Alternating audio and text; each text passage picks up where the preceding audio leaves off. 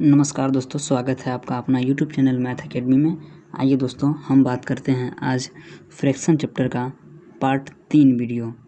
तो सबसे पहले हम फर्स्ट चैप्टर और सेकंड चैप्टर वीडियो बना चुका हूं, आप लोग उसे देख लीजिएगा। और आज हम चलते हैं थर्ड पार्ट में, और इसके अंतर्गत मैं कुछ कंसेप्ट बताता हूं जो कि बहुत ही महत्वपूर्ण है। आने वाली हर क्वेश्चन से आपको बनेगा आसानी से। तो सबसे पहले हम चलेंगे भिन्नों का लॉस तथा मौसम में। तो आइए दोस्तों, लिखते हैं भिन्नों का लॉस तथा मौसम टॉपिक है, बनाइएगा टॉपिक। इससे पहले पीछे जो भी टॉपिक मैं पढ़ाया हूँ सबको आप लोग नोट बना लीजिएगा। भिन्नों का लॉस तथा मौसम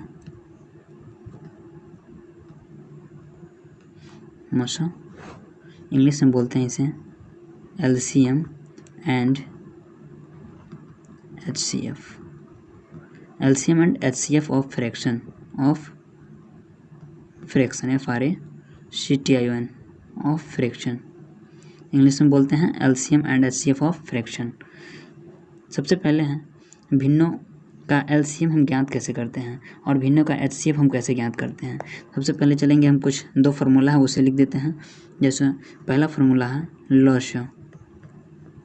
लॉसा के लिए हम करते हैं पहले ऊपर वाली यानी जो अंश होता है ऊपर का हम लॉसा लेते हैं, यानी कि लिखते हैं अंश का लॉसा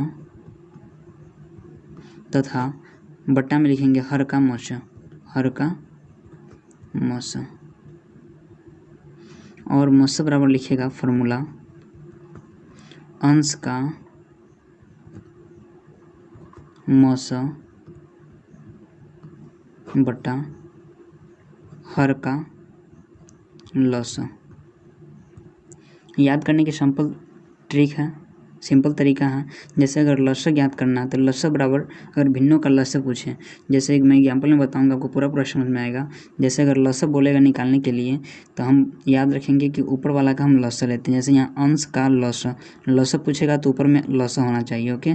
बट्टा में मौसा, यानी कि लॉसा अगर पूछे तो अंश का लॉसा बट्टा हर का मौसा। अगर मौसा पूछे तो ऊपर हम मौसा रखेंगे, अंश का मौसा बट्टा हर का लॉसा। अभी हम आपको एक एग्जाम्पल लेकर समझाता हूँ, बहुत अच्छे से समझ में आएगा। जैसे कि एग्जाम्पल मान लो 3/8, 5/12, 9/16 का लॉसा तथा मौसा ज्ञात करें।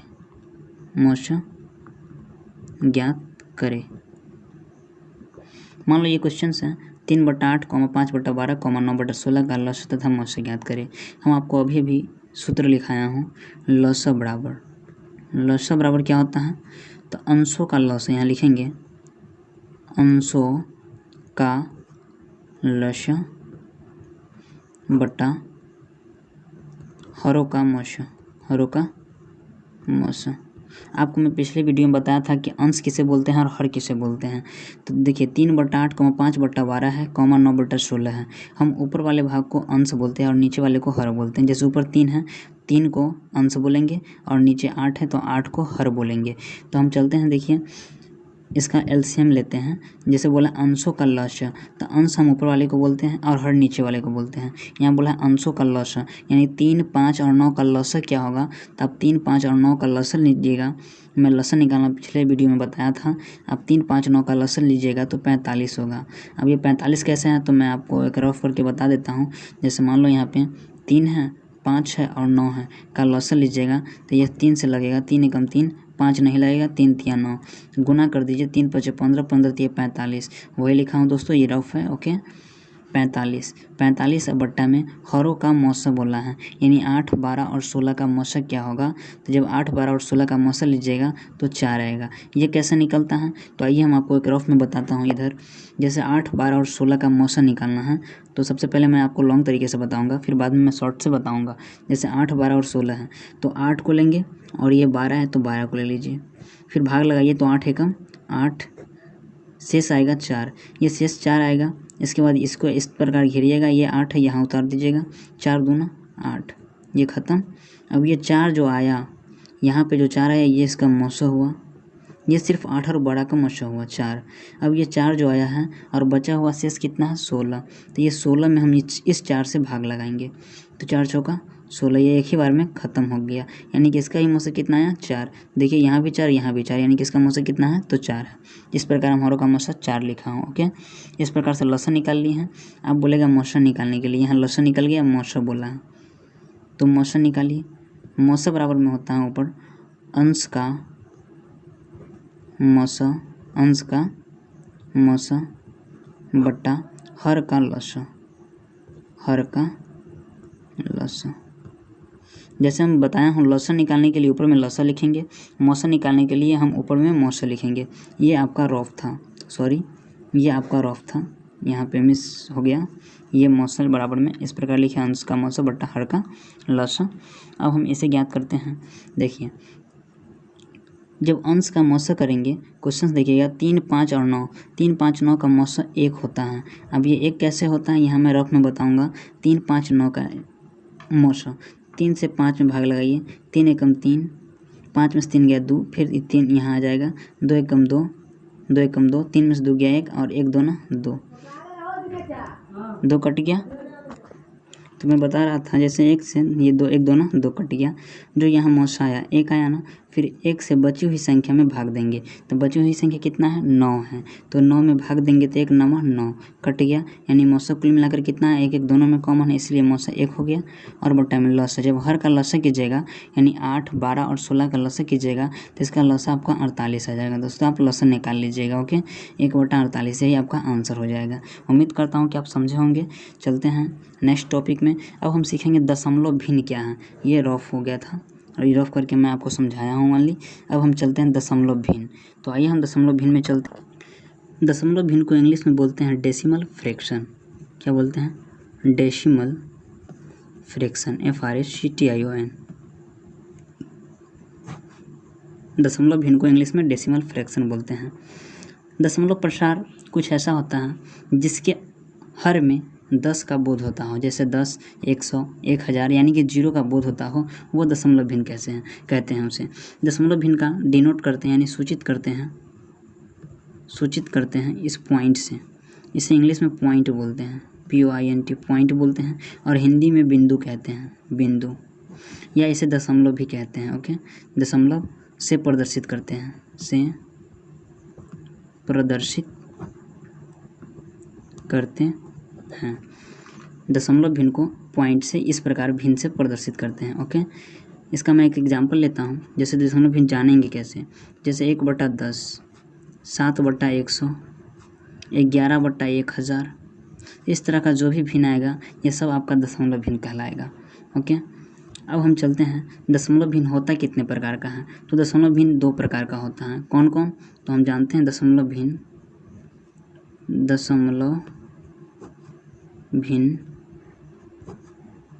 2 प्रकार का होता है। दशमलव भिन्न 2 प्रकार का होता है। पहला होता है शांत दशमलव भिन्न। क्या होता है? शांत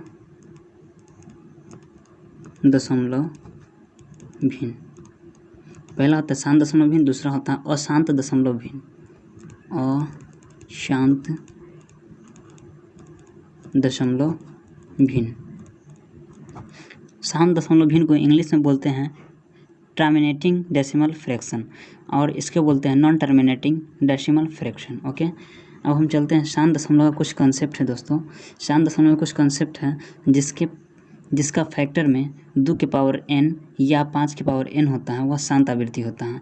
यह 2 के पावर n गुना 5 के पावर n के रूप में होता है, वह शांत दशमलव के रूप में होता है।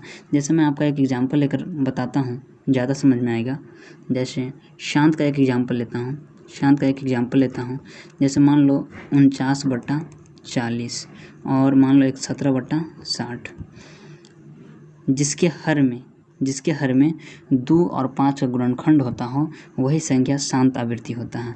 देखिए 39 और 19/40, 40 का जब फैक्टराइजेशन कीजिएगा तो 2 का क्यूब गुना 5 आएगा, बोलिएगा आप ये कैसे लिखें सर?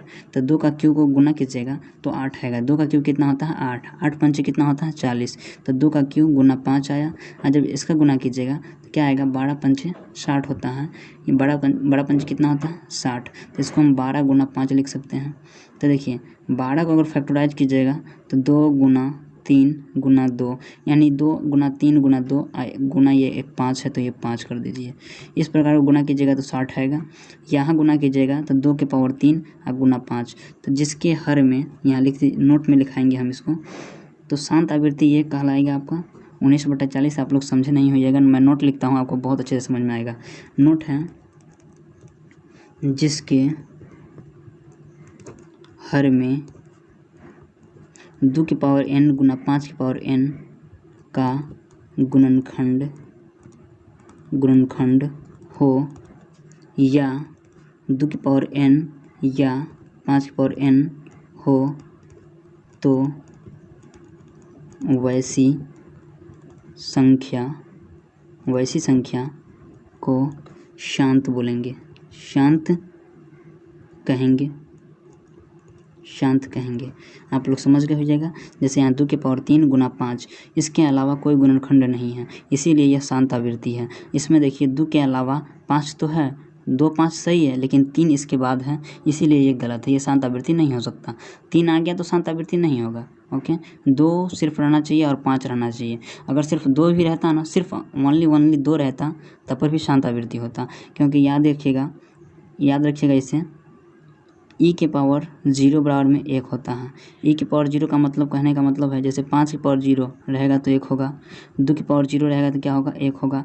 मैं ऐसा नहीं है कि ये एग्जाम्पल लेता हूँ सिर्फ यही रहेगा, कुछ भी के पावर अगर 0 रहेगा तो वह 1 होगा। ये फार्मूला याद रखिएगा, ये a की पावर 0 बराबर में 1, क्या a की पावर 0 बराबर में 1, ये याद रखिएगा। यहाँ a की पावर 0 बराबर में 1 होता है, यह याद रखिएगा। यहाँ देखिए साधारण भिन्न को दशमलव भिन्न में बदलना। अब हम इसका एग्जाम्पल लेता हूँ, आप लोग बहुत अच्छे से समझ जाइएगा। जैसे एग्जाम्पल में मान लो 11/4, यह एक भिन्न है। हम आपको भिन्न पढ़ाए थे फर्स्ट क्लास में, तो आपको बताया था फ्रैक्शन भिन्न, जो एकदम सिंपल भिन्न क्या होता है, सिंपल फ्रैक्शन क्या होता है, यानी साधारण भिन्न क्या होता है। मैं बहुत सा भिन्न का पार्ट बतलाया था, आप उसे देखिएगा तो क्लियर हो जाएगा। तो यहाँ साधारण भिन्न को दशमलव भिन्न में बदलना, मैं अभी पढ़ा रहा हूँ आपको दशमलव भिन्न। तो दशमलव भिन्न कैसे होता है वो बतला रहा हूँ। जैसे भी साधारण भिन्न, तो 11/4 साधारण भिन्न है, इसको दशमलव भिन्न में कैसे बदले। तो देखिए ऊपर 11 है तो 11 को बीच में रखिएगा और नीचे 4 है, 4 को इधर रखिएगा। ओके, अब भाग लगाइए, 4 दूना 8, 4 दूना 8, 11 में 60 जाएगा तो 3 होगा। अब भाग लगेगा क्या? नहीं लगेगा। तो यहाँ पॉइंट डालिएगा। पॉइंट का मतलब होता है कि अगर पॉइंट यहाँ डाल दिए तो यहाँ 0 बैठाना अनिवार्य है। ओके, अब यहाँ कितना हो गया? 30 हो गया। अब 4 के पारा जब पढ़िएगा तो 4 के पारा 7 और पढ़िएगा, 4 7 कितना होता है? 28। अब घटाइए तो 0 में 60 जाएगा नहीं, एक पैंचा लेंगे तो कितना होगा? 10, 10 में 60 गया 2, यहाँ 2 बचा, 2 2 खत्म। अब देखिए यहाँ 2 जो है, अब फिर पॉइंट के बाद अब पॉइंट नहीं दिया जाता है, अब हम अपना मन से 3 अंक तक 0 ले सकते हैं, 3 संख्या तक 0 ले सकते हैं। तो अपना मन से एक 0 ले लिए और 4 पंचे 20, ये दोनों खत्म हो जाएगा। ये जाया 2.75, यानी कि 11/4 का वैल्यू कितना आया? 2.75। यही है आपका दशमलव भिन्न, यही है दशमलव अंक है, यही जो आया प्राप्त हुआ यही है आपका दशमलव भिन्न। यानी 11/4 का दशमलव भिन्न पूछे क्या होगा तो 2.75 यही होगा। अब हम लोग पढ़ते हैं दशमलव भिन्न को साधारण भिन्न में कैसे बदले। आइए देखिए दशमलव भिन्न को साधारण भिन्न में कैसे बदले। क्या है? दशमलव भिन्न को साधारण भिन्न में कैसे बदले। अभी हम कुछ देर पहले बताया साधारण भिन्न को दशमलव भिन्न में बदलना, अब बदलेंगे दशमलव को साधारण भिन्न में। वो कैसे बदलता है? जैसे मान लो एक एग्जाम्पल लेते हैं, ज़्यादा क्लियर होगा। 12.5, यह क्या है? 12.5 एक दशमलव भिन्न है, इसको हम साधारण भिन्न में कैसे चेंज करते हैं। तो देखिए 12.5 बट्टा, देखिए यहाँ जो पॉइंट है ना, पॉइंट को उड़ाएंगे तो पॉइंट के उड़ाने का अर्थ होता है बट्टा में 1। पॉइंट जैसे ही उड़ेगा तो बट्टा में 1 होगा। अब देखिए पॉइंट के बाद कितना अंक, दाहिने साइड में जितना अंक रहेगा पॉइंट के बाद उतना 0 डालना है। तो पॉइंट के बाद कितना अंक है? 1, सिर्फ 5 अंक है तो 1 0 डाल दीजिए।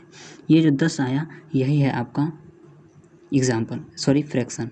क्या है? 125/10। ये जो आया ना भिन्न, ये है आपका साधारण भिन्न, ये है आपका फ्रैक्शन दशमलव भिन्न। ठीक, अब एक और एग्जाम्पल लेते हैं। जैसे एग्जाम्पल में ले लिए 12.345 इतना बड़ा एग्जाम्पल ले लिए। तो इसको हम भिन्न में कैसे बदलें, तो 12.345 बट्टा करेंगे, ये पॉइंट को उड़ाएंगे तो नीचे में 1, अब ये पॉइंट को उड़ाया तो नीचे में 1 हुआ, इसके बाद कितना अंक है उतना जीरो नीचे डालेंगे, तो 1 2 3 अंक है, 3 जीरो नीचे डाल दीजिए, तो 12,345 और बट्टा में कितना हो जाएगा 1000, यही हो जाएगा आपका आंसर। नेक्स्ट चलते हैं अब दशमलव भिन्न का योग। क्या चलेंगे, दशमलव भिन्नों का योग सीखते हैं, जोड़ सीखते हैं। योग मतलब जोड़, दशमलव भिन्न का योग, इंग्लिश में बोलते हैं इसे एडिशन ऑफ डेसिमल फ्रैक्शन। अब दशमलव भिन्न का योग क्या होता है मैं उसे सीखता हूँ। मैं आपको एक एग्जांपल लेता हूँ, जैसे मान लो 125.4567 एक एग्जांपल लिए हैं, 125.4567। नेक्स्ट एग्जांपल लेते हैं प्लस में 12.3450 प्लस 1.678। अब इसको जोड़ना है, कैसे जोड़ेंगे, तो सबसे पहले हम बात करेंगे नीचे से नीचे लिख कर जोड़ेंगे, यानी नीचे ऊपर लिख कर जोड़ेंगे। जैसे देखो 125.4567। अब देखिए ये पॉइंट यहाँ है ना, जितना भी जोड़ है जितना भी अंक है उसके बीच में पॉइंट दिया हुआ, उस पॉइंट को पॉइंट के सामने लिखना है। तो ये पॉइंट को पॉइंट के सामने लिख देंगे। देखिए पॉइंट के पहले कौन सा अंक है 12, तो 12 लिख दीजिए। पॉइंट के बाद कौन सा अंक है, तो 3450 लिख दिए। अब यहाँ पॉइंट है तो पॉइंट के सामने ही लिखना है। पॉइंट से पहले कितना अंक है 1, तो 1 यहाँ लिखेंगे, इसके बाद कितना है तो 6 7 8। अब यहाँ तो कोई अंक नहीं, तो यहाँ पर मन से 0 बैठा सकते हैं। ओके, अब इस सबको जोड़ना है तो जोड़ का निशान और जोड़ दीजिए। 7 में 0 0 जोड़िएगा तो 7 होगा। देखिए 6 5 11, 11 8 19, 19 के 9, हाथ में 1, 5 4 9 और 9 7 16, 16 के 17 के 7, हाथ में फिर 1 हुआ, 4 और 3 7, 7 6 13 और 1 14 के 4, हाथ में 1, फिर 5 2 7 1 8 1 9 हो जाएगा, 2 1 3 और 1 का 1 हो जाएगा। देखिए दोस्तों पॉइंट में जहाँ जहाँ पॉइंट है ठीक उसी के सामने पॉइंट डालेंगे, ये जो आपको आया यही आंसर हो जाएगा। इसको बोलते हैं हम दशमलव का योग। अब हम पढ़ेंगे दशमलव का घटाव। क्या पढ़ेंगे, सीधे लिख देते हैं घटाव। अब घटाव में कैसे, तो घटाव में देखिए जैसे मान लो 4 5 6 7 8.236 माइनस 1.246 घटाना है। तो कैसे घटाएंगे इसे कैसे घटाएंगे, तो देखिए ऊपर नीचे करके मैं घटा दूंगा, ज़्यादा सहूलियत मिलेगा। जैसे 45,678.236 माइनस है, अब देखिए 1.246 है, पॉइंट के सामने ही पॉइंट लिखना है, ये याद रखना है। पॉइंट से पहले क्या है 1, इसके बाद क्या है 2 4 6, ठीक, घटा दो। 6 में से 6 गया 0, 3 में से 4 जाएगा नहीं जाएगा, तो एक पैंचा लेंगे इससे, 2 से पैंचा लिए तो कितना हो गया 13, 13 में से 4 जाएगा 9। अब ये खुद 1 हो गया, क्योंकि 1 था 2 था तो ये एक पैंचा दे दिया तो खुद 1 हो गया। अब 1 में से 2 जाएगा क्या, तो नहीं जाएगा, इससे पैंचा लेंगे तो 11, 11 में से 2 गया 9। पॉइंट को पॉइंट के सामने ही पॉइंट डाल देंगे, यहाँ पे कितना हो जाएगा 7, 7 में से गया 6। अब ये सब 7 6 5 और 4 ये सब जस का तस हो जाएगा, रह जाएगा। इस प्रकार से हम घटाव सीखने। अब हम पढ़ते हैं गुना। घटाव के बाद जोड़ सीखे, घटाव सीखे, अब फ्रैक्शन का गुना सीख लेते हैं, दशमलव का डेसिमल का गुना सीखते हैं। गुना, तो गुना में भी बहुत आसान है, कुछ करना नहीं। जैसे 2.46 गुना 3.1 को गुना करना है, कैसे करें, देखिए 2.46 गुना 3.1 गुना करें। गुना देखिए पॉइंट जब गुना हो तो गुना में पॉइंट को भूल जाइएगा, जैसे हम सिंपल गुना करते हैं उस प्रकार से गुना कर लेंगे। 6 एकम 6, 4 एकम 4, 2 एकम 2, 6 तिया 18 के 8, हाथ में 1, 4 तिया 12 के 13 के 3, हाथ में 1, 3 दूना 6 1 7। अब इस सबको जोड़ लो, 6 8 4 बड़ा के 2, हाथ में 1, 3 2 5 1 6 और 7। इस प्रकार गुना कर लिए। अब देखेंगे गुना में एक बात याद रखनी है, जैसे देखिए यहाँ 2.46, यहाँ 3.1, कितने अंक के बाद पॉइंट है, ऊपर वाला में पहले गिनेंगे कितने अंक के बाद पॉइंट है, तो 1 2, 2 अंक के बाद पॉइंट है तो ऊपर वाला 2 अंक, और नीचे वाला कितने अंक के बाद है, तो 1 के बाद है, यानी कि 1 2 और 1 3 अंक, 3 अंक के बाद पॉइंट था, तो यहाँ देखिए 1 2 3 यहाँ पे पॉइंट हो जाएगा, यही आपका आंसर हो जाएगा, सही आंसर। आप बोलिएगा सर 3 कहाँ है, ऊपर 2 है नीचे 1 है, तो दोनों मिलाकर 3 होगा ना, 1 2 इसके बाद 1 यहाँ, तो 3 हो गया, और 3 के बाद यहाँ पॉइंट डाल देना, यह आपका हो जाएगा गुना। अब सीखते हैं भाग कैसे बनाएं, तो चलिए अब हम सीखते हैं भाग, फ्रैक्शन का भाग। एक छोटी सी वैल्यू लेता हूँ उसको ही मैं बताता हूँ। तो भाग भी एकदम सिंपल है। देखिए जैसे मान लो क्या बताएं एग्जाम्पल में आपको, मान लो जैसे यहाँ 3 है ना, और भाग देना है हमको 6 से। 3 है, भाग देना है 6 से, ये पॉइंट में समथिंग आएगा ही। देखिए तो इसे हम कैसे बनाएं, सॉरी ये सिंपल हो गया, थोड़ा भारी लेता हूँ। जैसे 13 भागा 6, तो मान लो ये 13 है तो 13 यहाँ कर दिए, ओके 13 यहाँ हो गया। अब भागा का मतलब क्या होता है, ये बट्टा होता है, यहाँ 6, अब बीच वाला 13 को यहाँ उतार दीजिए, 6 इधर आ जाएगा। अब भाग लगाइए, यहाँ देखिए 6 से भाग लगाएंगे, 6 से 2 बार में भाग लगेगा तो 6 दूना कितना होगा 12, तो यहाँ 6 दूना 12, 3 में से 2 गया 1 और 1 1 खत्म। अब देखिए यहाँ 1 है, 6 के पढ़ा में 1 आता है क्या, नहीं आता है, भाग नहीं लगेगा। इसका मतलब एक पॉइंट डाल दो, यहाँ पॉइंट डालने का मतलब यहाँ एक 0 बैठा दो, पॉइंट डालने का मतलब एक 0 बैठा दो। फिर 6 के पढ़ा कितना बार पढ़ेंगे, जो 10 आएगा तो एक बार पढ़ेंगे। 6 के पढ़ा में 10 तो आएगा नहीं, 6 के पढ़ा में 10 आएगा नहीं, तो 10 से कम ही लेंगे, तो 6 एकम 6, 1 यहाँ रखेंगे, 6 यहाँ रखेंगे, 10 में से 6 गया कितना होगा 4। अब दशमलव के ठीक 3 अंक तक हम 0 0 ले सकते हैं 3 बार करके, दशमलव नहीं देंगे, इसके बाद एक के बाद दशमलव नहीं देंगे।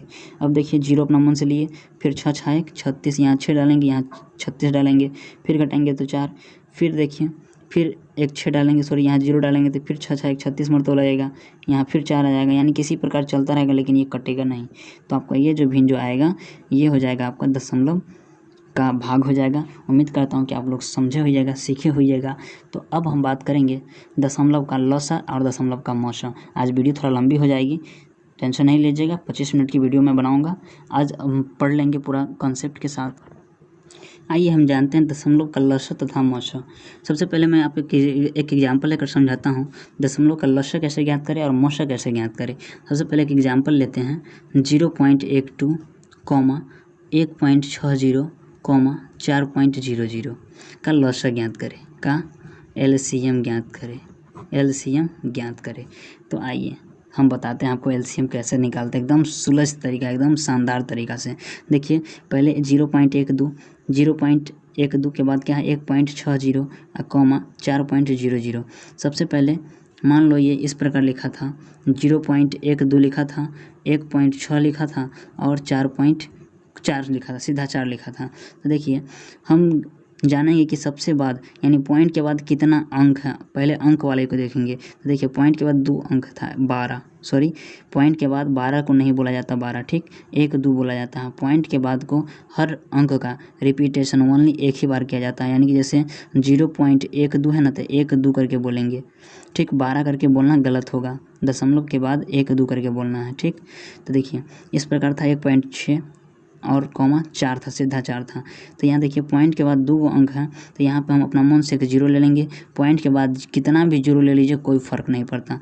पॉइंट से पहले जैसे यहाँ पॉइंट है 2.2, अगर हम पॉइंट के बाद 2 है, इसके बाद हम कितना 0 ले लेंगे, ऐसे पहले कितना 0 ले लेंगे कोई फ़र्क नहीं पड़ेगा, यह 2.2 ही रहेगा। ये मैं आपको रफ में बताया हूँ, ओके। देखिए यहाँ 4 है, यहाँ 12 है, सॉरी पॉइंट के बाद 1 2 है, तो 1 2 के बाद 1 2 है 2 डिजिट, तो यहाँ हम अपना मन से 0 ले लिए, तो यहाँ भी पॉइंट के बाद 2 को 0 ले लिए, ओके। अब इसे भूल जाइए, हम बस समझाने के लिए आपको ये लिखा हूँ। अब देखिए क्वेश्चन था क्या 0.12 कॉमा 1.60 कॉमा 4.00, तो पॉइंट को सबको भूल जाइए, आप सीधे दे दीजिए 12 160 और कॉमा 400। देखिए पॉइंट को भूल गया, जो अंक था उस अंक को लिया हूँ, ठीक। अब इसका आप एलसीएम निकाल दीजिए सिंपल तरीका से, जैसे आपको आता है तैसे।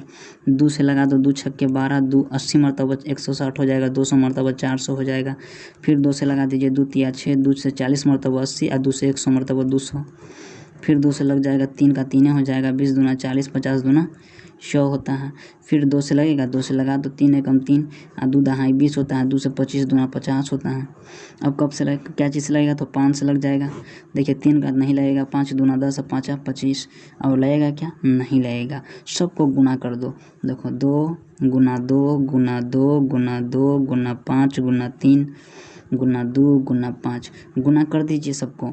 5 दूना 10, 30 पंचे 150, 150 को गोली मारिए 15, 15 दूना 30, 30 दूना 60, 60 दूना 120, 120 दूना 240, 240 अब 15, 150 जब आया था तो हम 0 को छोड़ दिए, 15 लिए थे, एक 0 बैठा दीजिए, कितना आया आपका 2400, गुना कीजिएगा तो इसका 2400 आएगा।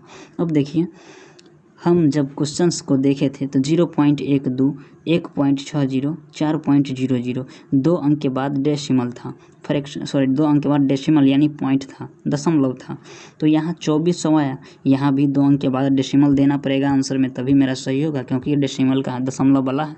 तो देखिए 2400 आया, 2400.00 2 अंक के पहले क्वेश्चंस में, देखिए क्वेश्चंस में 2 अंक के बाद डेसिमल था, यहाँ आंसर में भी 2 अंक के बाद डेसिमल देंगे, ये आपका 24 जो हो जाएगा यही आपका आंसर हो जाएगा, राइट आंसर। अब चलते हैं हम मौसा कैसे बनाएं दशमलव का, वो सीखता हूँ। तो आइए मौसा कैसे निकाले, क्वेश्चन से यही रहेगा, इसका ही मौसम मैं निकाल के बताता हूँ। जैसे 12 था, 160 था और 400 था ना, तो 12 दशमलव को भूल जाइएगा, 12 लीजिएगा और 160 लीजिएगा, ठीक। क्वेश्चंस में 12, 160 और 400, पॉइंट को भूल गया तो 12, 160 ले लिए। अब 12, 160 ले लिए तो आप भाग दीजिए, तो देखिए 12 में अगर 13 से लगाएंगे ना, तो 12 में 13 से गुना कीजिएगा तो 156 आएगा। उम्मीद करता हूँ 13 26 के 6 हाथ में 2 13 कम 13 2 15, 156 आएगा। 10 में से 6 हो गया 4, ये सब खत्म हो जाएगा। अब ये 4 आया, ये 12 से लगा दो 4 दिया 12, ये खत्म। ये जो मौसम 4 जो आया ना, अब यह 4 से शेष संख्या में भाग लगाए, शेष संख्या कितना है 400। क्वेश्चन में देखिए 12 160 लग गया, अब 400 बचा, 400 को भाग लगाइए तो शेष संख्या कितना है 400। अब 100 चौका 400, ये एक ही बार में ख़त्म हो गया। तो मौसा कितना आया, मौसा कितना आया, जब दोनों में कॉमन होता है वही मौसा होता है, तो मौसा कितना आया 4। अब ये 4 आया, तो यहाँ ध्यान दीजिएगा दोस्तों, यहाँ मौसा 4 आया। देखिए मैं क्वेश्चन में बताया था आपको, पॉइंट के बाद 2 अंक दिया हुआ है, पॉइंट के बाद 2 अंक यानी कि 0.12 दिया है। इसका जब मौसा निकालेंगे तो यह सीधा 4 आया, तो सीधा 4 आया, ये गलत है आपका, यानी कि ये मौसा निकाला हूँ ये गलत है, क्योंकि ये पॉइंट वाला मौसा था। तो 2 अंक के बाद डेसिमल था ना, तो 4 के बाद एक 0 देंगे और पॉइंट 0.04 जो है ना, यह आपका सही आंसर हो जाएगा। इसके बाद इससे पहले आप कितना भी 0 दीजिएगा कोई फ़र्क नहीं, 0.04 जो होगा ये आपका सही आंसर हो जाएगा। अब हम चलते हैं दशमलव भिन्नों का सन्निकटन मान क्या होता है। तो देखिए दशमलव भिन्नों का सन्निकटन मान एकदम हम थोड़ा सा शॉर्टकट में बताता हूँ। दशमलव भिन्न का सन्निकटन मान 2 प्रकार का होता है। पहला, जैसे मान लो एक होता है पुनरावृत्त दशमलव क्या होता है जान लीजिए सीधा, पुनरावृत्त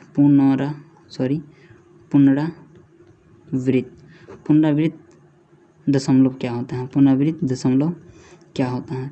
देखिए जैसे एग्जाम्पल में ले लें, आपको एग्जाम्पल मान लो 1 से 3 में भाग लगाना है, तो इसका लगाइएगा भाग, तो 0.333333 आएगा, डॉट, यानी कि ये कटेगा नहीं, तो ये कटेगा नहीं। इस प्रकार हम 0.33 को 3 बार आ रहा है ना, इसको हम इस प्रकार लिख सकते हैं 0.3 के बाद ये पुनरावृत्त मतलब होता है, इंग्लिश में बोलते हैं इसको रैंकरिंग बोलते हैं, हिंदी में इसको हम बार नाम से भी जानते हैं। तो पुनरावृत्त का मतलब देखो इस पे इस प्रकार लग जाता है, इसको हम रैंकरिंग बोलते हैं। तो 0.3 पर जो रैंकरिंग लग गया ना, इसी को हम लोग बोलते हैं पुनरावृत्त दशमलव। अब हम चलते हैं, एक लास्ट टॉपिक बचा फ्रैक्शन का, बोर्ड मास, जो सबसे वेरी इंपॉर्टेंट है कॉन्सेप्ट में, बोर्ड मास। आज हम बताएंगे आपको बोर्ड मास को कैसे सिंपल तरीके से बनाएं। हम जानते हैं बोर्ड मास क्या है, चलिए सबसे पहले होता है बोर्ड मास, BODMAS, बोर्ड मास नियम आज जानेंगे बोर्ड मास नियम। देखिए बोर्ड मास को ऐसे हम बात करें तो भी बोर्ड मास होता है, क्या BODMAS भी बोर्ड मास होता है। तो बोलिएगा सर बोर्ड मास तो सुने हुए थे, भी बोर्ड मास क्या होता है, यानी कि भी तो नहीं सुने हुए थे। हम आपको बताते हैं भी मतलब क्या होता है। देखिए भी मतलब होता है VINICULUM, इसको बोलते हैं वेनिकोलम या हिंदी में बार बोलते हैं, जिसको कुछ देर पहले हम आपको बताया था पुनरावृत्ति हिंदी में, इसको वेनिकोलम या बार बोलते हैं। जो जैसे 2 3 है, इसके अंक पे इस प्रकार लगा होता है, इसी को हम लोग रैंकरिंग भी बोलते हैं, बार भी बोलते हैं, वेनिकोलम भी बोलते हैं। सॉरी यहाँ दिखाई दे रहा होगा 2 3 के ऊपर जो इस प्रकार लिखा है ना, इस प्रकार को हमको बोलते हैं, बार भी बोलते हैं, वेनिकोलम भी बोलते हैं, रैंकरिंग भी बोलते हैं। तो आइए सबसे पहले हम चलते हैं वेनिकोलम या बार। तो देखिए कोई संख्या इस प्रकार है, ठीक, हम आपको समझा रहे हैं।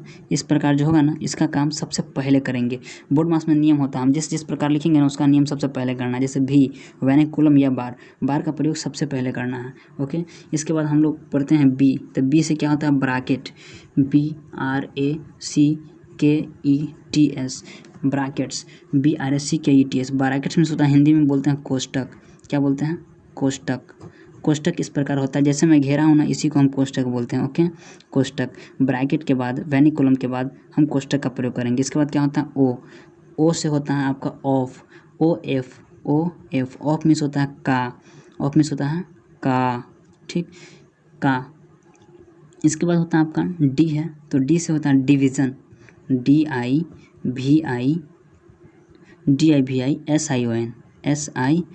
डिवीज़न। डिवीज़न मीन्स क्या होता है? भाग। डिवीजन मीन्स भाग। डिवीजन मीन्स भाग होता है, भाग को सूचित करते हैं इस प्रकार से, याद रखिएगा, ठीक। गुना को बाद में ये कोष्ट में बदल जाता है, इस तरीके का बदल जाता है। बाद में का मतलब गुना होता है, इस तरह बदल जाता है। डिवीजन मीन्स भाग होता है। इसके बाद होता है, देखिए यहाँ गौर से, डी के बाद क्या होता है? M, इसके बाद A, इसके बाद S, M, इसके बाद A, इसके बाद S। M से होता है आपका मल्टीप्लिकेशन। मल्टीप्लिकेशन में क्या होता है? तो गुना, MULTIPLICATION। मल्टीप्लिकेशन में क्या होता है? गुना। गुना का सूचित करते हैं हम इस संकेत से, याद रखिएगा, संकेत याद रखिएगा। ओके, एस का मतलब होता है एडिशन, ADDITION, एडिशन। एडिशन में होता है जोड़, हिंदी में से जोड़ बोलते हैं, और इसका संकेत होता है इस प्रकार, आप लोगों को पता ही होगा, ऐसे मैं बता देता हूँ। सब्ट्रैक्शन, एस से होता है सब्ट्रैक्शन, SUBTRACTION,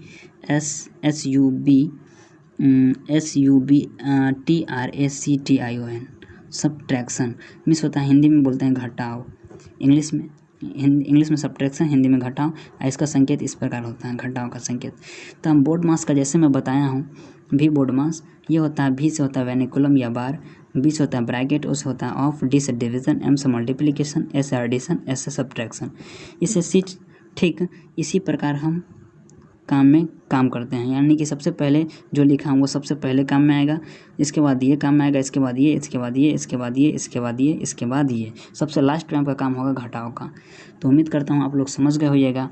अब हम बोर्ड मास पर एक क्वेश्चन दे देता हूँ, आप लोग इसका आंसर कमेंट बॉक्स में दीजिएगा, मैं आपका वेट करूँगा आंसर का। ओके, एक क्वेश्चन मैं आपको एग्जाम्पल में दे रहा हूँ, आप लोग इसे बनाइएगा, होमवर्क करके लाइएगा, और कमेंट बॉक्स में आंसर देना ना भूलें। ओके, 1 + 1 + 1 + 1 + 1 + 1 + 1 + 2। उम्मीद करता हूँ कि आप लोग अगर बोर्ड मास का नियम समझ गए होइएगा तो इस क्वेश्चन चुटकियों में उड़ा दीजिएगा।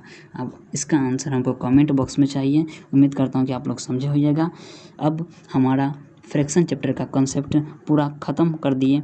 अब कल मैं क्वेश्चंस इस पे लेकर आऊँगा फ्रैक्शन चैप्टर से। उम्मीद करता हूँ कि आप लोग समझे होइएगा। अब मिलते हैं नेक्स्ट वीडियो में, तब तक के लिए टेक केयर, जय हिंद,